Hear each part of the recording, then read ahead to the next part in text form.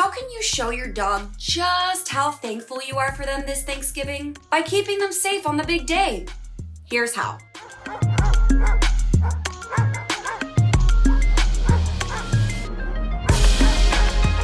Welcome back to Alpha Paw, your destination for everything dog. I'm Bernie Zilio, and I'm on a mission to answer every doggone question you have ever had about your fur babies. And today, we are talking about how we can keep our dogs safe on one of the best days of the year, Thanksgiving. Fortunately, we have an amazing vet with us today, Dr. Jordan Cole. Dr. Cole earned his veterinary degree at UC Davis School of Veterinary Medicine in 2018 and has considerable training in both small and zoological animal medicine. Beyond clinical work, his interests include endangered species conservation and One Health, and he is currently involved in giraffe research. Dr. Cole will be filling in for Dr. Ross today, and we are so happy to have him. Welcome to Alpha Paw, Dr. Cole. Great to be here with you, Bernie. Thanks for having me on. It is truly an honor to sub in for the legendary Dr. Ross today. The legendary Dr. Ross. He will be thrilled to hear that. Now, Dr. Cole, I want to get right into the meat and potatoes, excuse the pun, of this interview. So I want to get right into the meat and potatoes of this interview and talk about the biggest part about Thanksgiving, aside from family and friends and political debate, the turkey. So I know it's just sitting there. It smells delicious. It's cooking all day. And people like me and dog parents everywhere are tempted to give some of this to their dogs. So is that something that we can feel comfortable doing on the big day? Sure. That's a great question, Bernie. You know, some people, or I should say a lot of people have very strong feelings about turkey one way or the other. Some people love it. Some people hate it. I would say in terms of feeding it to your dog, potentially a few small boneless, pieces that are well cooked, probably won't do much harm. But we want to just make sure that the meat is fully cooked through. If you end up feeding raw or undercooked meat to your dog, that can be potentially dangerous. There can be types of bacteria on there that are dangerous, things like salmonella or campylobacter, not just for our dogs, but for us as well. I think the name of the game is wanting to make it, very small amounts of any sort of human food. Of course, we want to make sure it's safe as well. That's a pretty good rule of thumb to have.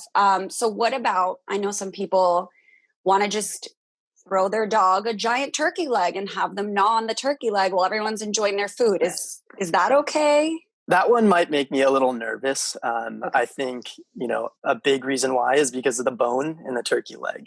A few things there. So dogs, when they chew, they sort of have a crushing action. And so that can, cause potentially sharp pieces of bone to become ingested. That can irritate the lining of the GI tract or even cause worse things. And then if they end up ingesting larger pieces of bone, that may, have them liable to a GI obstruction as well, which may actually need surgery. So anytime a bone is involved, I do get a little bit nervous there. The other thing that, we talk about with turkey legs, a lot of times they're going to be covered, with all that nice, delicious skin that we like to eat. But that actually can be kind of detrimental to dogs as well. Anytime, we're feeding fatty foods to dogs, that's dangerous, not just for GI upset, things like vomiting and diarrhea, but potentially worse diseases, things like inflammation of the pancreas, which is called pancreatitis, which a lot of times actually they need pretty intensive hospitalization to treat. Wow. This is interesting because I think a lot of people, not just on Thanksgiving, but in general, if they're eating any kind of meat, pork, steak, whatever, they think that because the dogs like the way it tastes or smells, that they'll just throw them a piece of the fat and you're saying, or the skin, and you're saying that that could be detrimental. Yeah, I would. And we unfortunately see this, quite often. Some dogs are more susceptible to, the worst, effects, things like pancreatitis more than others, but certainly would recommend staying away from any sort of fatty foods, when you're feeding your dogs. Excellent. Very good to know for all days of the year, not just Thanksgiving. But moving on to my personal favorite, the stuffing. There's a lot that goes into stuffing. Most people don't even know what's in it. I don't really know what's in it, but it tastes good. Is that something that our dogs can enjoy as well? It's a good question. I love stuffing as well. It's certainly one of my favorite fixings when it comes to Thanksgiving.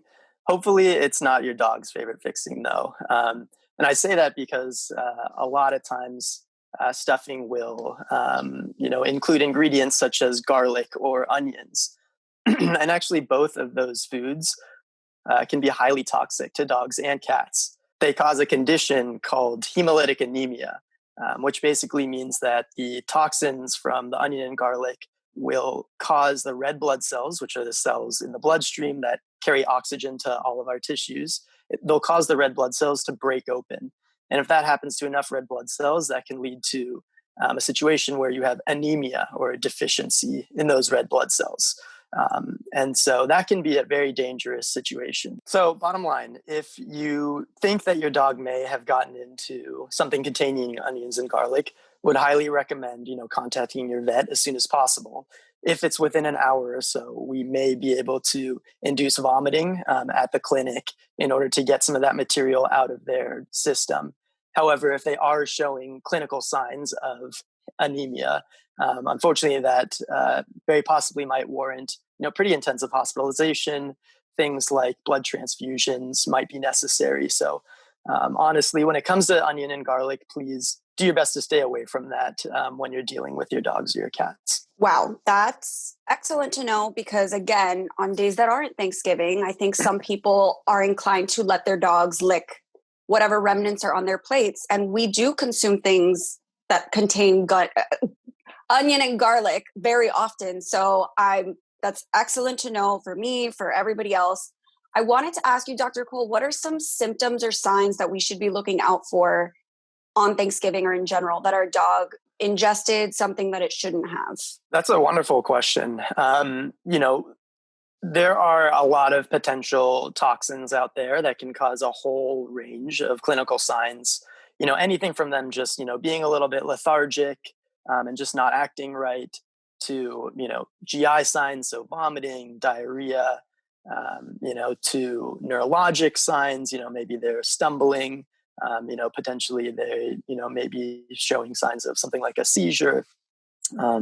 But beyond that, there are so many different things you might see. So if you have any concern at all, or if you have any suspicion, you have a dog or a cat that is a little bit sneaky and likes to, get into the garbage or eat things they're not supposed to, definitely listen to that gut feeling and contact a veterinarian or contact the ASPCA, Animal Poison Control Center, if you have any questions. And I can go into that more later as well. Awesome. Thank you for that. Now, because we're in 2020 and everyone and their mother has been baking bread all year, I'm sure Thanksgiving will be no different. So what about homemade breads of all kinds? Does that contain any ingredients that we should be concerned about if our dogs consume? Yep. And it's a good question. I actually have a sourdough starter bubbling away in the kitchen as we speak. So very topical question, Bernie. Yes. So, that is a really good question and one that I would say yes. As a lot of us now know, when we bake bread, a major component of that raw dough is active yeast. And that's because yeast, when it consumes the sugars in the rest of the dough, it creates carbon dioxide gas, which is what helps bread dough rise. See, this is why science is so cool. We go from animals and veterinary medicine over to baking bread, and it all is connected. But anyways, yeast creates carbon dioxide gas. It also creates alcohols from processing those sugars. And so the theory would be, if raw bread dough is ingested, by your dog, that yeast may still be able to work, when it's in its stomach or in the GI tract, may lead to potentially bloating or abnormal neurologic signs. So would definitely not want to let, your pup eat any of that raw bread dough. Okay, so if I'm hearing correctly, keep the dog out of the kitchen on Thanksgiving and try to keep an eye on any sneaky pets that tend to get into the trash or linger around for some scraps because you really never know. And that is not a day of the year that you want to be ending family functions of any kind to drive to the hospital or the vet. So Excellent, excellent advice. No, you're right. And I will say, nobody wants to have their, function interrupted or their holiday interrupted. But that's what we're here for. We work all year, every day of the year, just in case emergencies like this come up. It doesn't matter the day, it doesn't matter the time. And so, don't feel like, you shouldn't interrupt something just because it's a holiday. Better safe than sorry. Pet parents in general, I think any animal lover is so appreciative of veterinarians and any kind of animal experts. And you're right. If there is an issue, please interrupt your family function.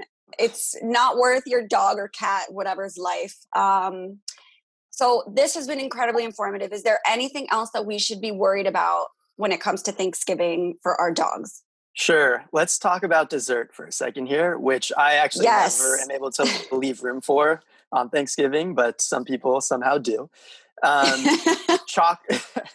Chocolate has been, I think, covered already by Dr. Ross. We know it is dangerous for dogs, causes GI signs, cardiac signs, neurologic signs, so wanting to stay away from chocolate. Another interesting one that maybe people don't know as much about is called xylitol. It starts with an X, xylitol. It is sort of an artificial sweetener. Sometimes it's used in preparing desserts. You may have noticed it on your package of gum as well.